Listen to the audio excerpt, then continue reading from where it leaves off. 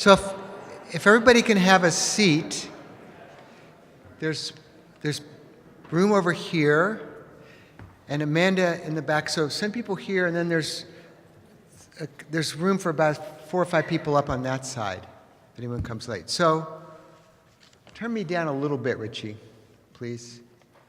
So my name is Jeff Streit, and I'm the Dean of St. Paul's Cathedral, and this is St. Paul's Cathedral now, while we're worshiping here, while the cathedral is under construction.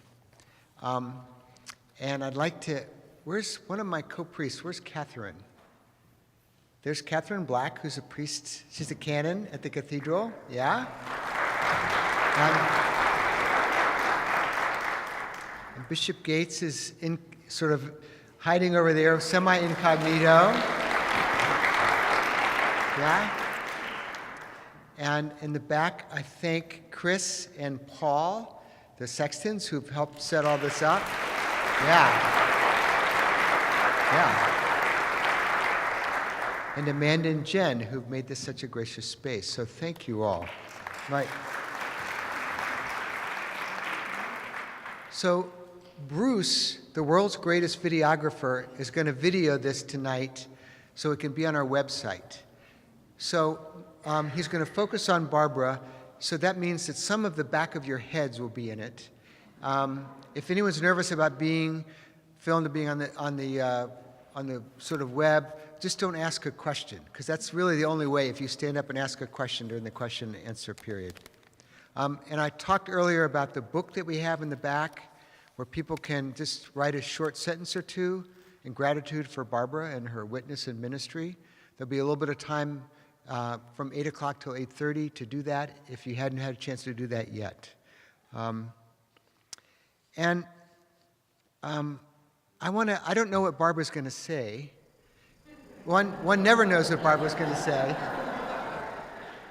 But I just want a set of context for the wider remarks, for the remarks she's going to say. Just a few things that help us get back to that time and place. So first of all, we've all heard about the Edmund Pettus Bridge. Do people know who Edmund Pettus was? He was a Confederate general and a senator. So this was a bridge named after someone who was a general in the Confederacy. In Wilcox County, which is one of the adjacent counties to Selma, no black person had voted there since 1901. In 1965. A black dentist had voted then. And one of the local politicians bragged that there were 2,250 whites registered to vote and not one Negro in that county. In Lowndes County, which is also an adjacent county, which is, by the way, the county where Jonathan Daniels was and was murdered, none of the stores would sell Marlboro cigarettes, because they'd heard in the 50s, Marlboro had given a donation to the NAACP, the National Association for the Advancement of Colored People. So they boycotted Marlboro cigarettes. And lest we feel too smug in the Episcopal Church. Say again, I didn't hear that. So this will hit close to home for you. They wouldn't, no one in Lowndes County would sell Marlboro cigarettes. I heard that. Okay, lest we get too smug in the Episcopal Church, Bishop Carpenter, who was the Episcopal Bishop of Alabama, declared the March on Selma, I quote, "a foolish business and a sad waste of time." And then after the initial Bloody Sunday, when Dr. King sent a call out for people to come down and they called for the Ministers' March, Bishop Carpenter said he refused permission for any visiting Episcopal priests or bishops to celebrate communion in his diocese when they came down. He was a piece of work. You need to say these remarks in front of the microphone. I said he was a piece of work. Yeah. Turn her up, Richie. Okay. So, I want to have the opportunity and the privilege of introducing Barbara. I want to say that when I first had this idea of having her speak about both her reflections on the movie Selma and her experiences, and I called her and asked her if she'd do this, her first response was, she said, well, no one is interested in hearing what I have to say. So I disagreed with her. So I won that argument. And then she said, sweetly, but I didn't walk the entire way. I said, well, then forget it. She walked more than anyone here did, I think. Did anybody here, was anyone here participant in that? I know 2 priests in this diocese, Neil Hasty and George Wells, were there and a part of that. Someone in the back, stand up. Yeah.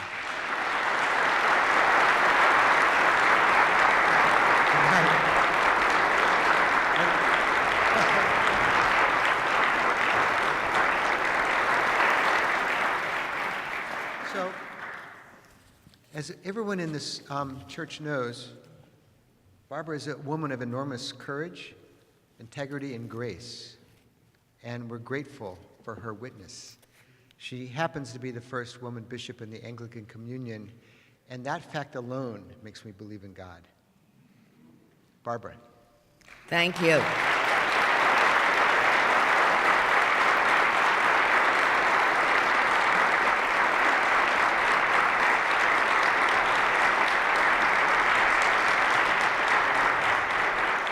Good evening, and thank you all for being here. I had no idea that so many of you would come to participate in this discussion. Let me ask, how many of you have seen the movie Selma? Whoa. I'm impressed. Well, I'd just like to say a few things, and then we can have some discussion of your reaction and your impression of the movie as we go on.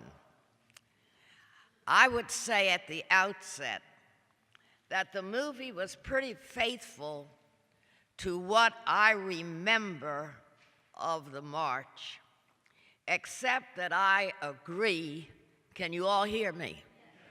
Except that I agree with Rabbi Abraham Heschel's daughter, who said it was a big mistake to leave her father out of the film, because, as I recalled, he was front and center with Dr. King walking that march. Be aware that I did not participate in the entire 50-mile walk, only the last portion of it. But there are a few things I can and will say about it, especially for the benefit of the young people present who were not even born then. The movie did not show all that happened on Bloody Sunday at the Pettus Bridge. I suppose in making a movie, you cannot release live dogs on people as they did on the Pettus Bridge on that Sunday before they began the 50-mile walk from Selma to Montgomery. They showed police mounted on horses, but dogs were released on those people, and they were attacked by dogs as they attempted to cross the Pettus Bridge. The march marked my second trip to Alabama. My first visit was in 1951, 64 years ago, at the height of segregation there. I was making a tour of black colleges in the South, and I arrived at famous Tuskegee Institute in Tuskegee, Alabama, the morning after the Ku Klux Klan had burned a 7-foot-high cross at the gates of the school. I saw and smelled the charred remains of that kerosene-smoked cross, and they were frightening. One thing you may not know about a cross burning is that they played a phonograph recording over a loudspeaker of a hymn that we don't sing very much in the Episcopal Church. It's "Jesus, Keep Me Near the Cross." And the words to the first verse are, "Jesus, keep me near the cross, there a precious fountain, free to all, a healing stream flows from Calvary's mountain." And one woman said that she never felt closer to Jesus than at a cross burning. Welcome to Alabama. Shortly before the march from Selma, I decided, for some reason, to dye my hair from black to coffee brown. Make a long story short, the dyeing process did not work, and my hair turned out a reddish brown. Back to the march. The pastors of the AME Church, the African Methodist Episcopal Church in Philadelphia and surrounding areas, chartered a plane to fly into Alabama to meet up with the marchers. Members of the old Episcopal Society for Cultural and Racial Unity, which was known as ESCRU, joined that group, some of us, and we flew into Montgomery on this chartered flight. We left very late at night and from Philadelphia, and we arrived in Montgomery early in the morning. Upon our arrival, walking through the airport, two good old boys were lounging against the wall. One looked at me and loudly exclaimed to the other, "My God, here come a red-haired nigger." Welcome to Alabama number 2. We met up with the march at a Roman Catholic center outside the city. I was struck by the fact that among all those people who were marching, it was mostly quiet with little or no talking. I was impressed by the discipline of the marchers, especially in the face of taunts and insults hurled by those standing along the roadways and on the sidewalks as we marched into the city. And I mentioned that discipline that was displayed by all of those people marching in the face of some of the protests currently taking place around the country, such as in Ferguson and in other places, where there is not that same kind of dignified, quiet, disciplined, protesting presence. As I say, there were a number of insults and obscenities hurled by people standing along the road and on the sidewalks as we walked into the city. Most of the invective was directed at white people who had joined the march, and especially at some Roman Catholic nuns who were accused of sleeping with black men along the way.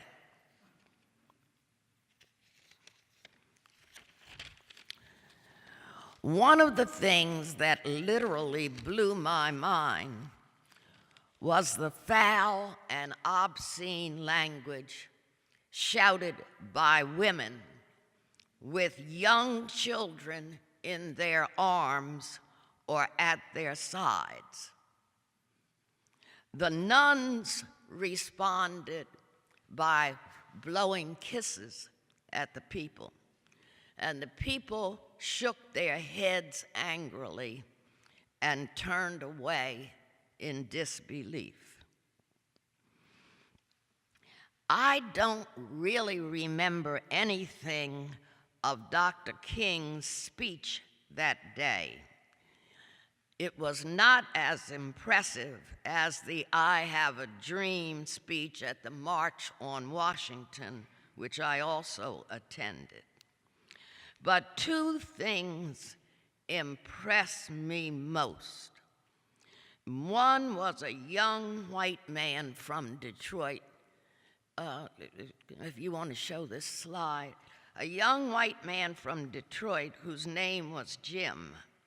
Jim had only one leg and had walked the entire 50 miles from Selma to Montgomery on wooden crutches. I still get teary when I think of him and see his photo 50 years later. But Jim made that entire march. And you can see he is a very young man. Thank you.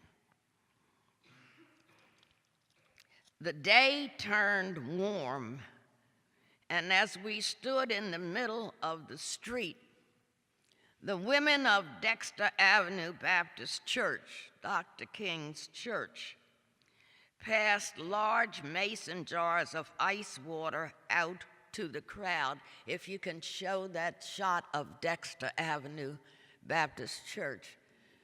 And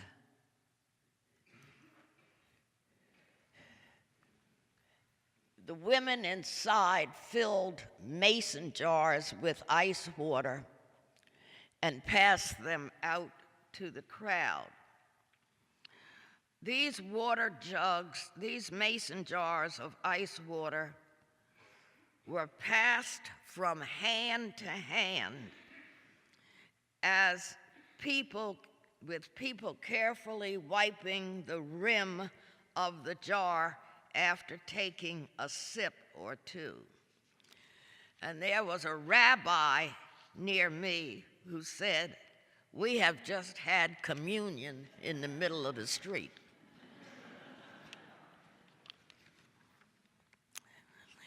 Late in the afternoon, we moved to a vacant lot about a block and a half away from where the march ended.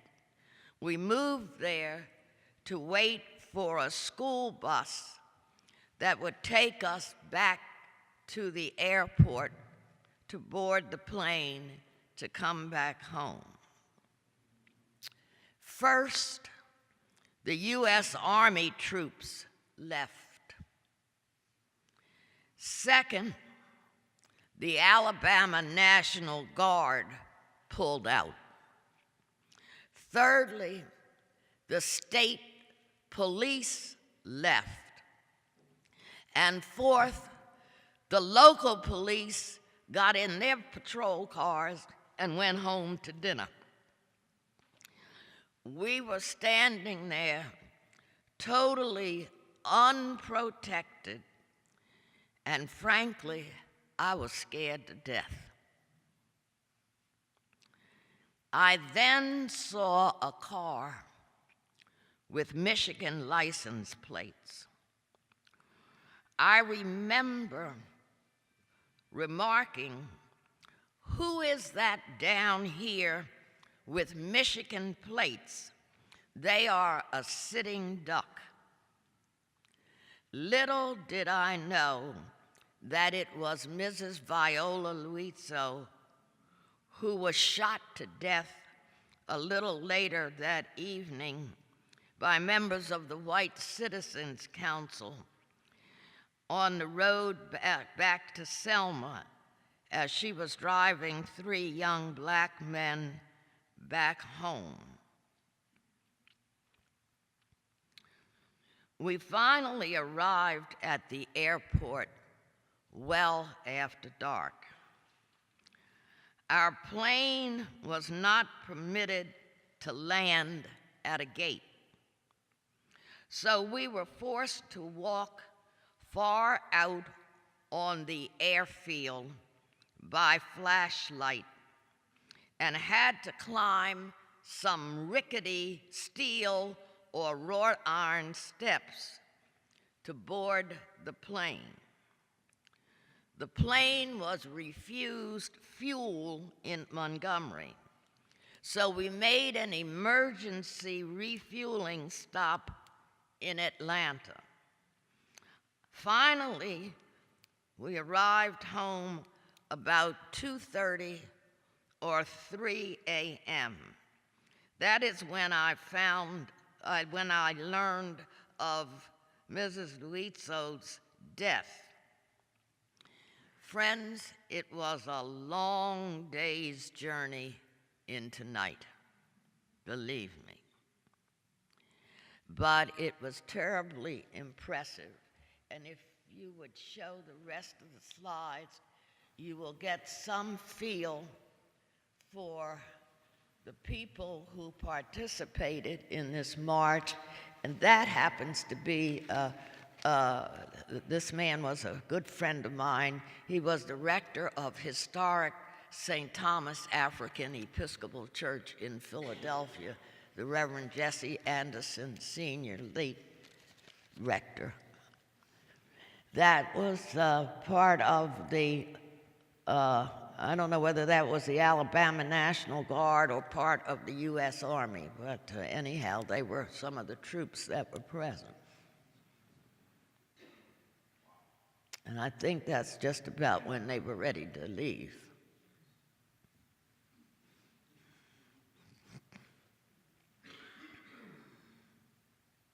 You can get some feel for the various people who participated.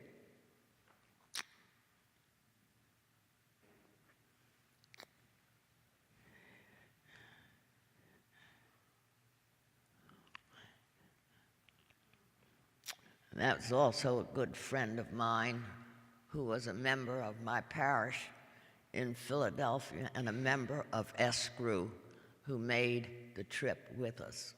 They are now both deceased. But it was a historic time, and the state of Alabama had never seen anything like that march. And I commend the courageous people who walked the whole 50 miles, but it was an honor and a privilege to be a small part of that historic event.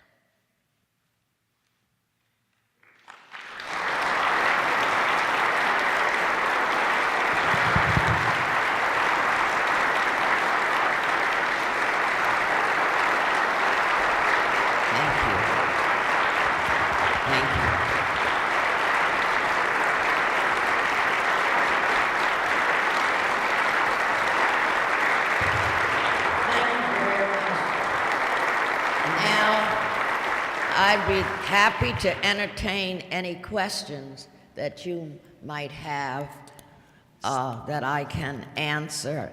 And then I certainly would encourage you to share your impressions of both the march and the movie.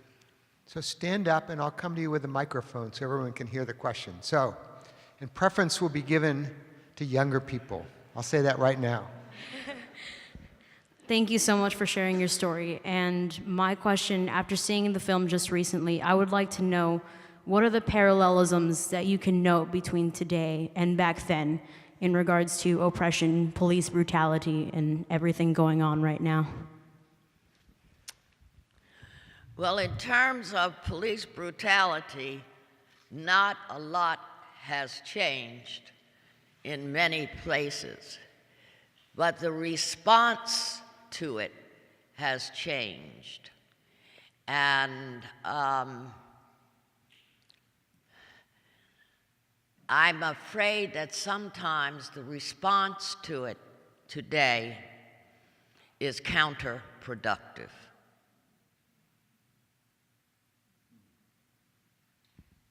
Another question. Is it a lovely young lady? An old friend. So, Bishop Harris, I want to thank you very much for your witness and your ministry. I'm also having a hard time trying to picture you as a redhead. I have not seen the film Selma, but I'm taking an online course offered by the University of Pennsylvania on the history of the slave South. And what I am most struck by is how baked into our country racial prejudice is. From the words of Thomas Jefferson, a slaveholder, all men are created equal, not, to the history of slavery in the South, to the what funded Brown University and New England's complicity in the slave trade, to the Civil War, to Selma, to Ferguson. My question for you is, how do we heal this? God has not spoken to me lately, so I'm not sure how we can heal this, except that each one of us resolve that we will not be a participant or complicit in racial or racist behavior. And what you say to me strikes a chord, because some of my grandfather's people were born on Thomas Jefferson's plantation. My great-grandmother, my maternal great-grandmother, was a slave on a plantation in Maryland. And when she was about 12 years old, she had an encounter with General Grant. She wore her hair close cropped like mine. General Grant came on the plantation and asked her to pump a dipper of water, which she did. And he swished it around, threw it out, and had her pump another dipper. And she said, "You didn't have to throw it out, the dipper was clean." He said, "Well, I don't know. People around here have been trying to poison me and my men." And he stroked her hair, which you just don't do. And he said, "I've been South fighting for little boys like you." And she said, "I don't need anybody to fight for me. I can fight for myself, and I am not a little boy." So if you think I'm feisty, that's where I got it.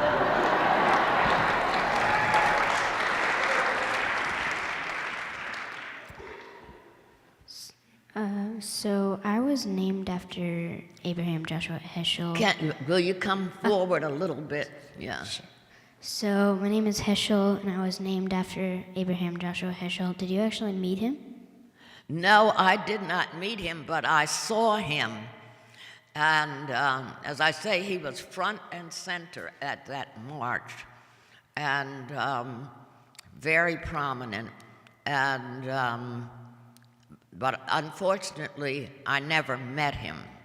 But I certainly knew who he was, and he was a commanding and imposing figure. And let me read to you something that he said about the march. He said, after the march, he said, for many of us, the march from Selma to Montgomery was about protest and prayer. Legs are not lips, and walking is not kneeling, and yet our legs uttered songs. Even without words, our march was worship. I felt my legs were praying.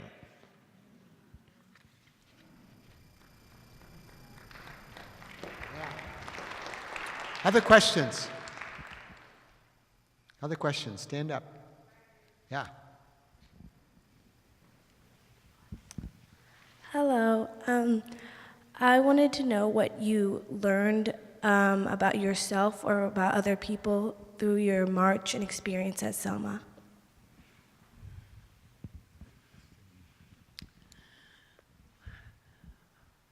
Well, I learned that there is dignity in peaceful protest, but I also learned that peaceful protest does not always garner the results that you want. And certainly after Dr. King was assassinated, a good friend of mine who was a peaceful protester and is now still very active in the church, and she was an upstanding young woman. She went off and joined the Black Panthers. Question over here? Bishop Harris, I am a parent of a 12-year-old black boy, and I grew up in Virginia, and I find that I teeter the line between trying to help him understand where he came from in his history and from where I came from versus who he is now, and also wanting to wrap him in bubble wrap to keep him safe and realizing that I can't do that. I guess, how do we help our young people understand the history, where they've come from, but also realizing that in many ways it's not the same place where I grew up? Although I'm not so sure some days. I think we have to be honest about the history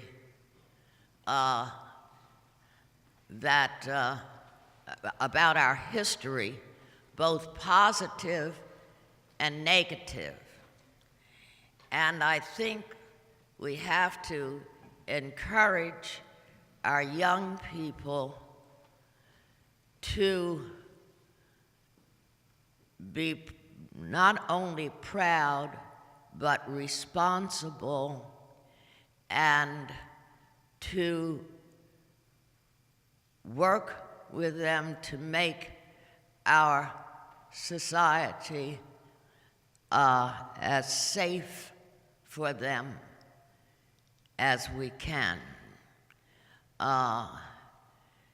But making them aware of what they face as they continue to age and develop. Thank you so much, Bishop Harris. I was wondering if you could say a little bit more about the decision and the thought process leading up to going down to join the march. Because you started from what already seemed to me a rather remarkable place. We decided to charter a plane from Philadelphia to Alabama. Some of my friends and I have been going to the marches related to the Black Lives Matter movement. And the conversations that go into that and how people decide that they are gonna go or they're not gonna go and who they're gonna go with and if they've never been before or just that process. And I'm curious what was going on leading up to going. Well, when we learned about the march, as I say, the AME pastors in the community wanted to be supportive, and that was the only point that we were trying to make, was to show that there was support for voting rights and other freedoms outside of Alabama, that there was concern for the rights of people in Alabama outside of the confines of that state. And that is why we elected to go and to join in. And the pastors who chartered the plane provided an opportunity for others of us to express that same support. Hi, Bishop Harris. In one of your earlier responses, you mentioned that you weren't so sure that the response to police brutality, I think in reference to Ferguson and maybe some of the other horrible things that have happened, was that constructive. And I was wondering if you could elaborate on that or possibly offer some thoughts about what might be constructive. Well, some of the looting and disruptive behavior that went on, I think is counterproductive because it just evokes more brutality against protesters. And I still believe in some dignified, peaceful protest, because the very community that the protesters are supporting is the community that suffers most from their disruptive behavior. The downtown stores don't get looted and torched. It's businesses in the neighborhood where the protesters live. And certainly the response is not to shoot two policemen. As ticked off as you might be, the answer is not to shoot two more policemen, because that doesn't make you any better than the police who exercise brutality.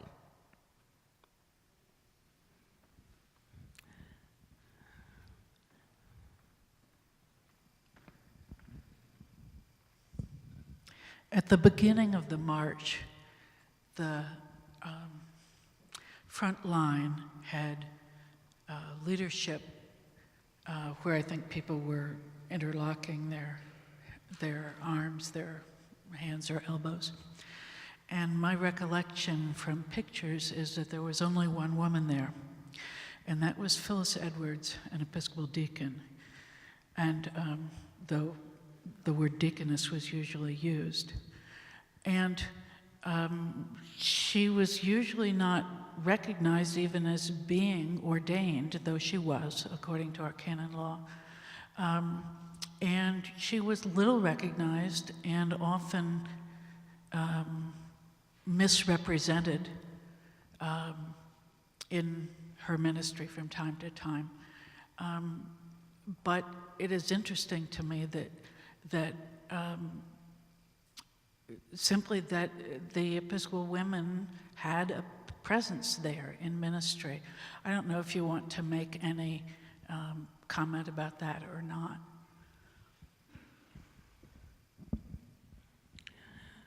Well, there were a lot of Episcopalians present, and a lot of Roman Catholics, including, as I said, these nuns, and one of the women in the front line was a Roman Catholic nun. And there were also a number of Jewish people who participated. A number of Jewish people, including a number of rabbis. So I think there was good interfaith participation.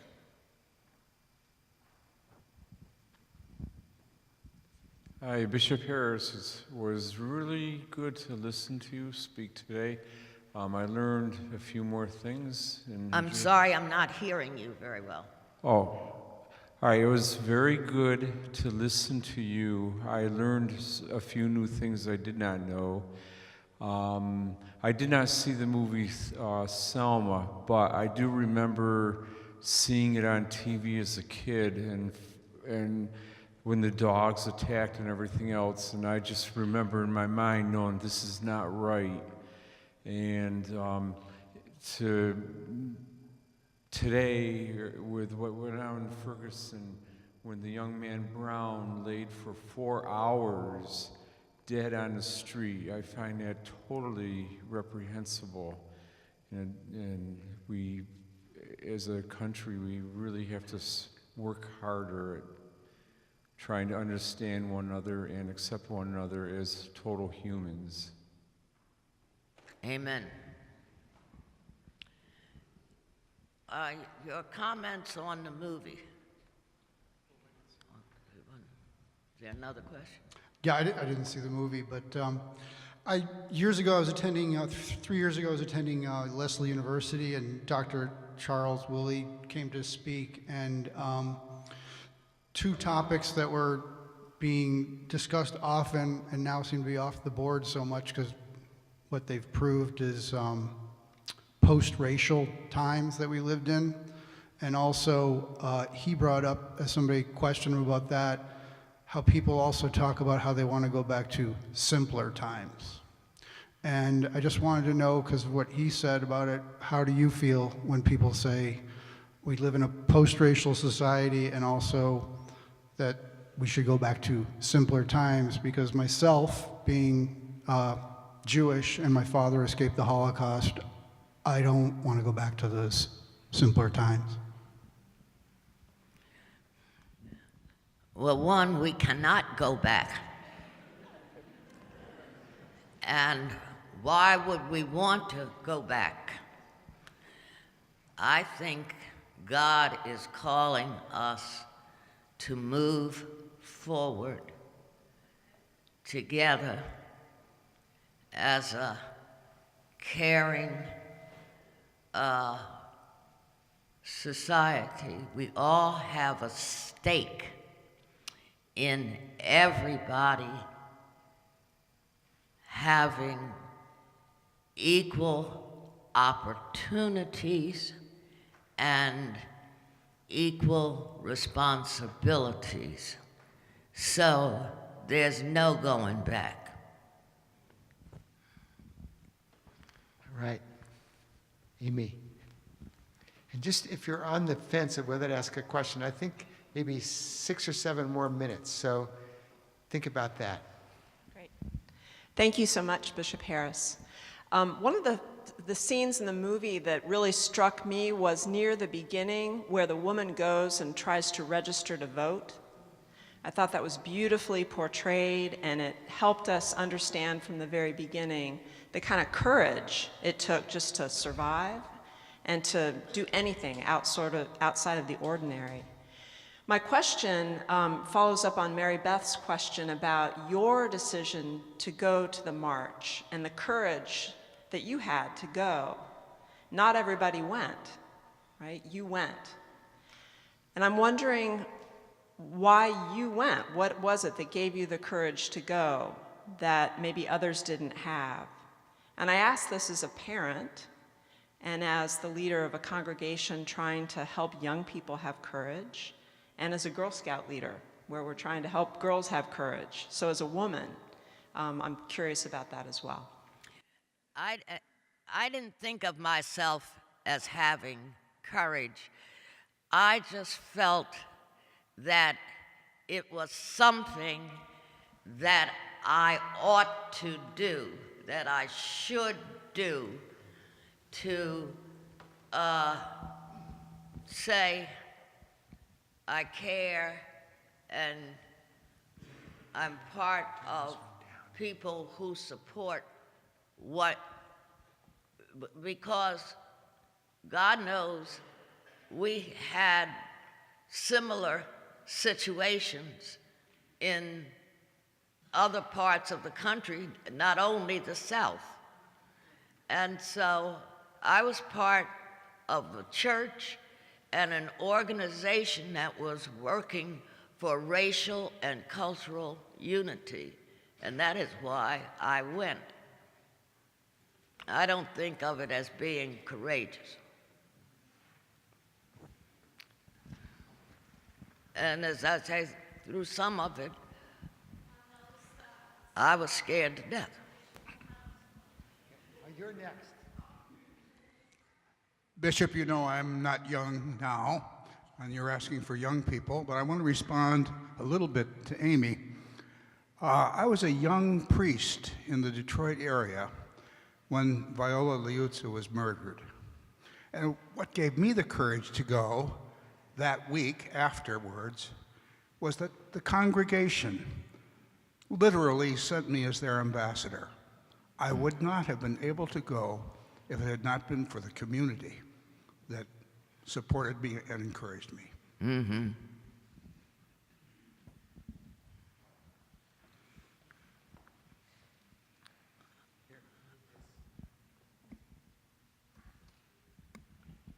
On what you had said about going, with me, it was what I saw on television, on the bridge and all that. And the other thing, at that time, the Episcopal Church had said something about a trip to Selma. They explained the nonviolence. We had to go for nonviolence, to learn how to be nonviolent before we were able to go out on any of the things that they wanted us to do down there. I was at the beginning. We were there. I go to St. Mark's in Foxborough, and we, excuse me, we were there at the beginning. But when we got to the church in Selma, I'm nervous, I'm sorry. When we got to the church in Selma, it was when there were different things that they wanted each one of us to do. And at that point, it was for us and my other friend, Elaine. There were 5 of us that went from St. Mark's. They gave us certain things to do, and ours was, excuse me, to go into a white neighborhood, black and white together. And so they would tell you the neighborhoods to go into and walk. And we did that, and then all of a sudden a school bus came.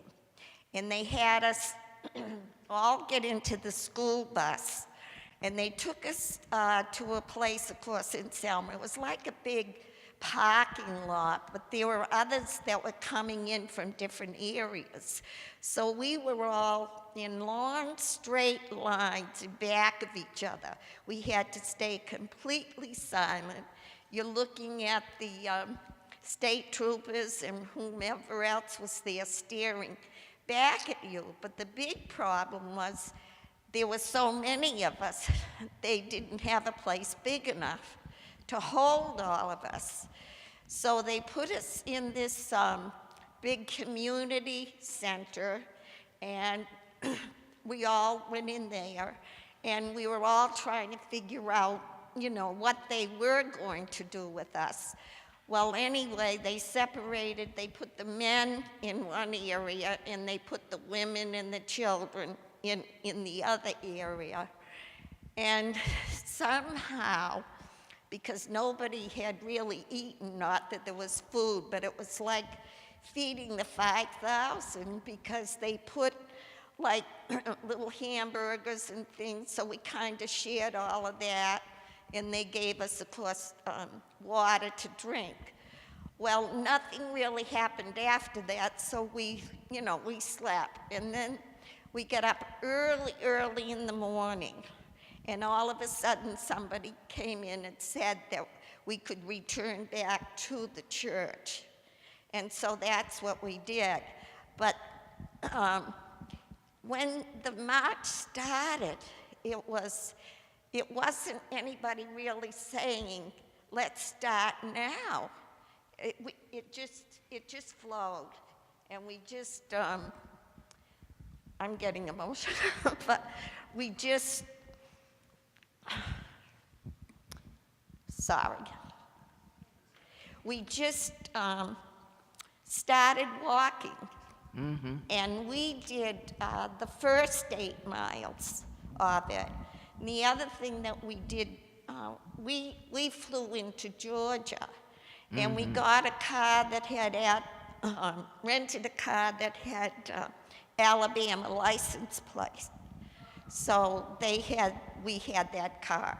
And after the 8 miles, Frank Johnston, he was a priest at the time, he had the car. So he came to the area that we were and picked us up. And it was an area that they had sent up tents and everything so we could stop and rest, and they would have certain things like that. And also, Elaine and I stayed overnight with a woman from the parish and whatnot. So she fed us a good meal and, things like that. But I didn't like that. I did do the March on Washington 2 years ago with my very best friend. And so I've kind of been, Well, God bless you for participating.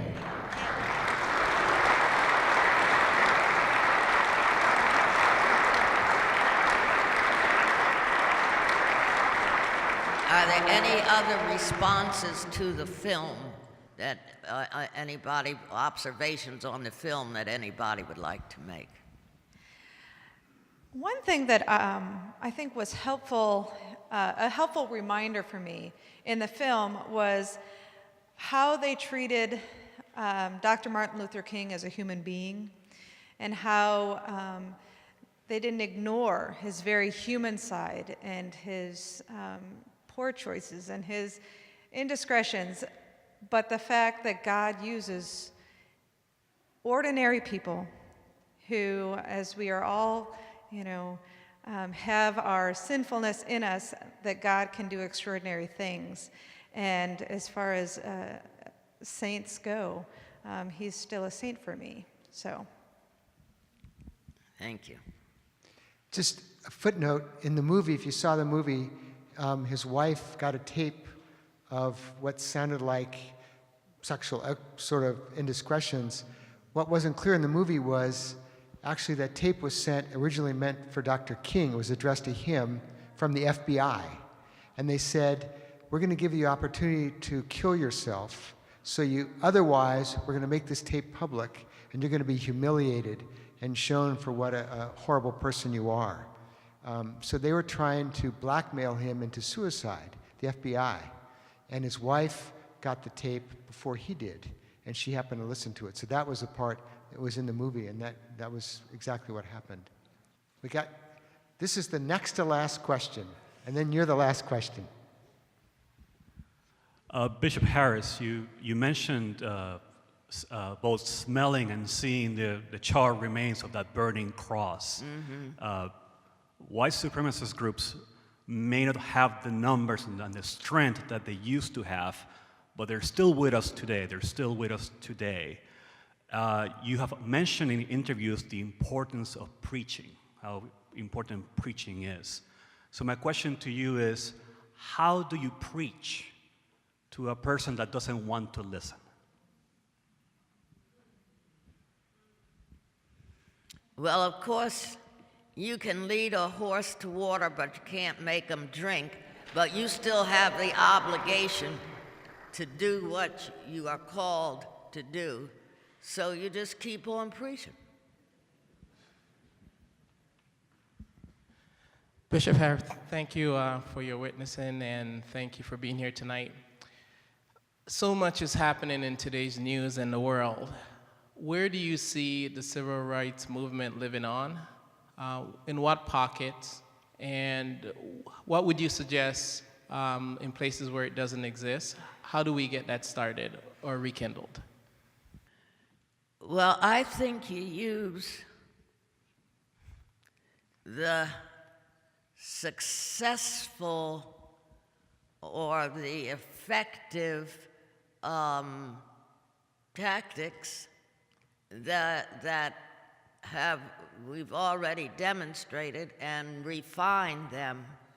And I don't have the answers to how you get started. I think the work has already begun. You continue it and refine it and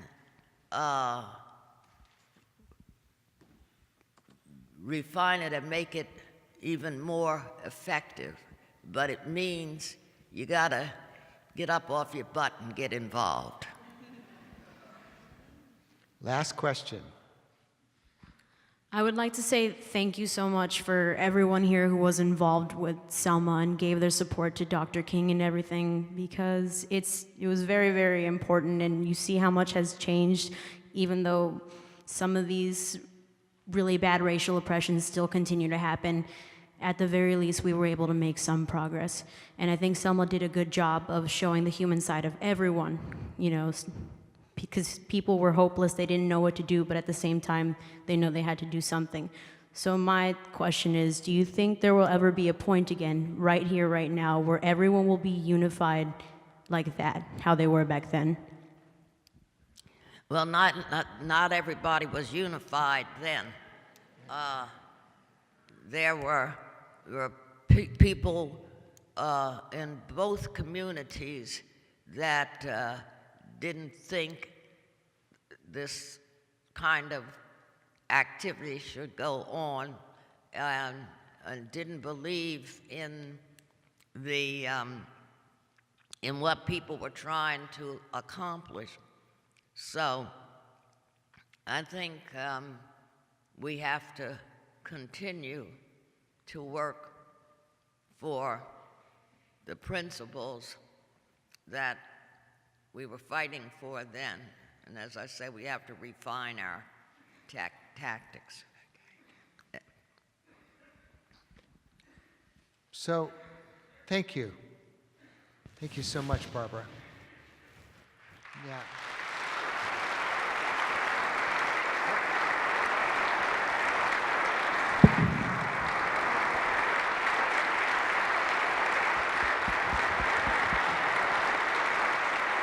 I have a question. How many of you who have not seen the movie plan to see it?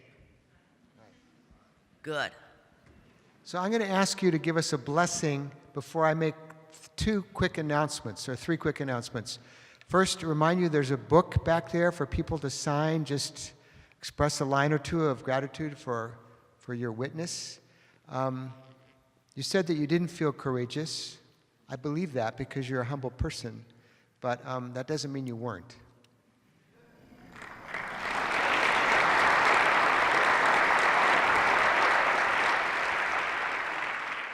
And then just another event, far less serious, but maybe I just want to invite you to it. On the first Saturday in May 2nd, the cathedral is in the midst of major renovations. There'll be about a 3-day window when all of the scaffolding will come down from putting in the new skylights, and this pristine concrete slab will be open before they put down tile on top of that. And we're going to have a party called Make Your Mark. We're going to have 50 or 75 Sharpies available, and we're going to invite anyone to come in and write something that will be there permanently under the floor. So you can write a Bible verse or the name of someone you love, or draw a picture, or your hope for the future, or your own initials. We'll be there for a couple hours, and this is an opportunity to make your mark permanently. And then about 3 days after that, granite tiles will be laid over that, so only God will know what you wrote.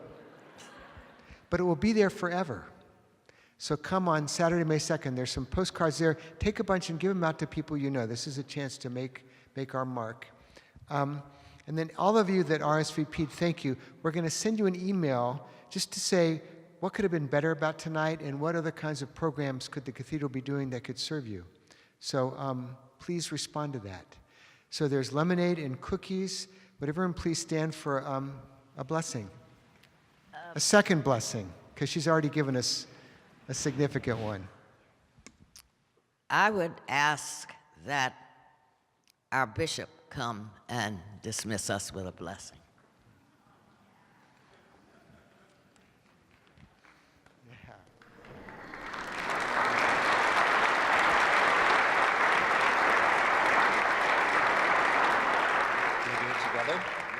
Can we do it antiphonally? All right.